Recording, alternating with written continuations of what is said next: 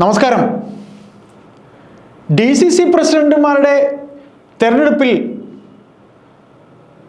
എല്ലാ നേതാക്കളും അവർക്ക് വേണ്ടപ്പെട്ടവരെ DCC പ്രസിഡന്റ് സ്ഥാനത്ത് നിന്ന് മാറ്റരുത് എന്ന ആവശ്യത്തിൽ ഉറച്ചു നിൽക്കുമ്പോൾ തദ്ദേശ ഇലക്ഷൻ അടുത്തു വരുന്ന സന്ദർഭത്തിൽ കോൺഗ്രസ് വല്ലാത്ത ചതിക്കുഴിയിലേക്കാണ് പൊയ്ക്കൊണ്ടിരിക്കുന്നത്. വല്ലാത്ത അങ്കലാപ്പിലാണ് ചെന്നുപെട്ടിരിക്കുന്നത്. ഈ നേതാക്കളൊക്കെ തന്നെ തങ്ങളുടെ വോട്ട് ബാങ്കിനെ നശിപ്പിക്കുമോ, പാർട്ടിയെ ചതിക്കുഴിയിൽ തള്ളിയിടുമോ എന്ന ആശങ്കയിലാണ്. തീരുമാനം എങ്ങും എത്താതെ ഡൽഹിയിൽ നിന്ന് നേതാക്കൾ തിരികെ കേരളത്തിലേക്ക് എത്തിയിരിക്കുന്നത്.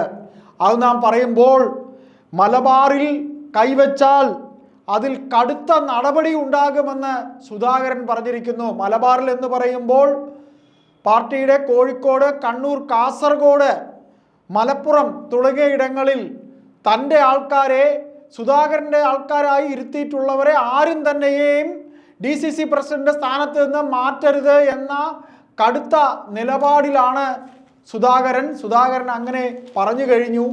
സുധാകരൻ്റെ ആ ആവശ്യത്തിന് ഇപ്പോൾ തിരിച്ച് ഒന്നും തന്നെ പറയാൻ കഴിയാത്ത അവസ്ഥയിലാണ് KPCC പ്രസിഡന്റ് സണ്ണി ജോസഫ്. അതായത് സണ്ണി ജോസഫിനെ സംബന്ധിച്ച് പേരാവൂരിൽ ഇനി നിയമസഭയിൽ തനിക്ക് മത്സരിക്കാൻ കഴിയുമോ, അല്ലെങ്കിൽ തൻ്റെ സീറ്റ് നഷ്ടമാകുമോ?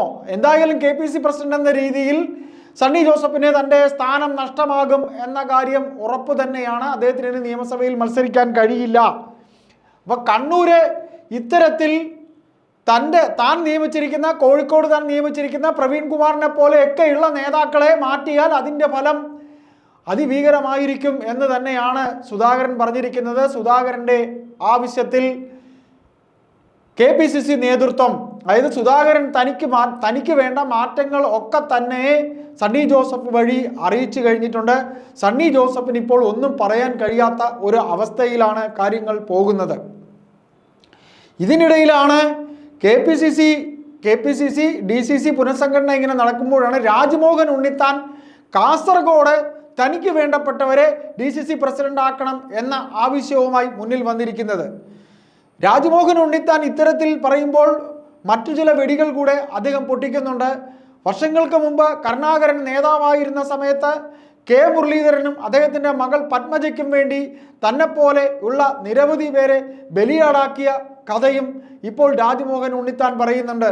രാജ്മോഹൻ ഉണ്ണിത്താൻ ഇപ്പോൾ 2 ടേമിലായി ഈ പറയുന്ന രീതിയിൽ കാസർഗോഡ് നിന്ന് MP ആയിരിക്കുന്ന ആളാണ്.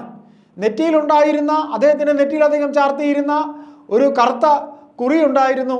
അത് ഈ പറയുന്ന പോലെ ഹിന്ദു മതവിശ്വാസത്തിൻ്റെ ഭാഗമായി ഗണപതിയുടെ പ്രസാദം, അതിപ്പോൾ അദ്ദേഹം തൊടുന്നതായി കാണുന്നില്ല കാസർഗോഡ് പോയതിന് ശേഷം എന്നൊക്കെ പറഞ്ഞ് അദ്ദേഹത്തെ ആക്ഷേപിക്കുമ്പോൾ താൻ ഇപ്പോഴും ഹിന്ദു മതവിശ്വാസിയാണ്, തനിക്കങ്ങനെ വിശ്വാസത്തിലൊന്നും മാറ്റം ഉണ്ടായിട്ടില്ല, തന്നെ വിമർശിക്കുന്നവർ വെറുതെ വിമർശിക്കുന്നതാണെന്നൊക്കെ പറയുന്നുണ്ട്. ഏതായാലും തൻ്റെ രാഷ്ട്രീയ ഭാവി തുലച്ചത് കരുണാകരനാണെന്നും കരുണാകരൻ്റെ മകൾ പത്മജ ഇപ്പോൾ ഈ കാണിക്കുന്നതൊക്കെയും ആർക്കും വകവെച്ച് കൊടുക്കാൻ കഴിയുന്നതല്ലെന്നും അവർക്കെപ്പോഴും സ്ഥാനമാനങ്ങൾ മാത്രമേ മോഹമുണ്ടായിരുന്നുള്ളൂ എന്നും ഒക്കെയുള്ള വർത്തമാനമാണ് ഇപ്പോൾ പത്മജയ്ക്കെതിരെ നടത്തിയിരിക്കുന്നത്. ഒരു വേള സേവാദളിൽ തന്നെ കരുണാകരൻ കൊണ്ട് നിയമിക്കുമ്പോൾ അതിലൂടെ അദ്ദേഹത്തിൻ്റെ മകനെ K മുരളീധരനെ വലുതാക്കുകയായിരുന്നു എന്നൊക്കെയുള്ള വിമർശനങ്ങളാണ് ഇപ്പോൾ ഉണ്ണിത്താൻ പറയുന്നത്. ഉണ്ണിത്താൻ ശശി തരൂരിനെ വിമർശിച്ചതിലൂടെയാണ് കഴിഞ്ഞ ഒരു ആഴ്ചയ്ക്ക് മുന്നേ മറ്റൊരു വെടി പൊട്ടിച്ചത്. ഏതായാലും ആദ്യത്തെ ടേമിൽ അദ്ദേഹം വളരെ വലിയ ഭൂരിപക്ഷത്തിൽ കാസർഗോഡ് നിന്ന് ജയിച്ചു എന്നുണ്ടെങ്കിൽ രണ്ടാമതൊരിക്കൽ കൂടി അദ്ദേഹത്തിന് വലിയ ഭൂരിപക്ഷം നേടാനായില്ല എന്നുണ്ടെങ്കിലും അത്യാവശ്യം നല്ല ഭൂരിപക്ഷത്തിൽ ഇപ്പോൾ അദ്ദേഹം ജയിച്ചു വന്നിട്ടുണ്ട്. ഇനി ഒരു ടേം എന്തായാലും ഉണ്ണിത്താന് കിട്ടാൻ സാധ്യതയില്ല. കിട്ടിയ ഈ അവസരത്തിൽ അദ്ദേഹം കാസർഗോഡുകാരുടെ പ്രിയപ്പെട്ട MP ആയി തീർന്നിട്ടുണ്ട്. അദ്ദേഹത്തിനെ വളരെ സ്നേഹത്തോടെയാണ് അവരെല്ലാം കാണുന്നതെന്നാണ് അദ്ദേഹത്തിൻ്റെ തന്നെ ഭാഷ്യം. ഏതായാലും DCC പുനഃസംഘടനയിലാണ് നാം സംസാരിച്ചു തുടങ്ങിയത്.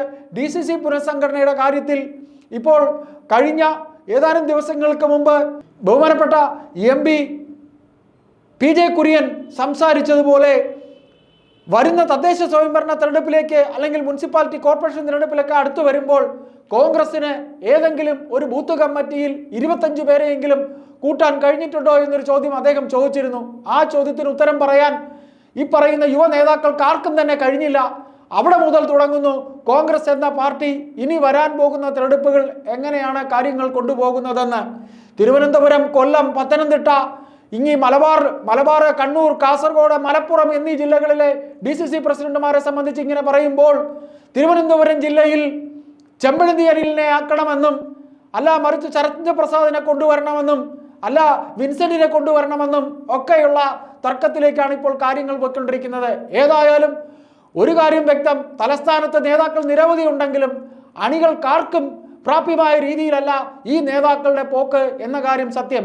സുധാകരനിൽ നാം സംസാരിച്ചു തുടങ്ങി എന്നുണ്ടെങ്കിൽ സുധാകരന്റെ ആവശ്യങ്ങൾ അംഗീകരിക്കേണ്ടത് ഈ KPCCയുടെ പുതിയ നേതൃത്വത്തിന്റെ ആവശ്യം കൂടെയാകുന്നു.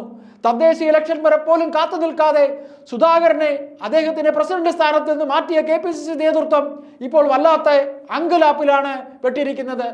കേവലം ഒരു ബൂത്ത് കമ്മിറ്റി പോലും ഇതുവരെയും സജ്ജീകരിക്കാൻ കഴിയാതിരിക്കുന്ന DCC നേതൃത്വം ഇനി എന്തൊക്കെയായിരിക്കും തദ്ദേശ ഇലക്ഷന് മുമ്പ് കാട്ടിക്കൂട്ടാൻ പോകുന്നത്, എന്തൊക്കെയായിരിക്കും കോൺഗ്രസിന് അടിസ്ഥാനപരമായുള്ള വോട്ട് ബാങ്കിൽ ഇനി ചോർച്ചയുണ്ടാകാൻ പോകുന്നു എന്നൊക്കെയുള്ള അങ്കലാപ്പിലാണ് നിഷ്പക്ഷരായിട്ടുള്ള പാർട്ടിയെ സ്നേഹിക്കുന്ന, കോൺഗ്രസിനെ സ്നേഹിക്കുന്ന അണികൾ.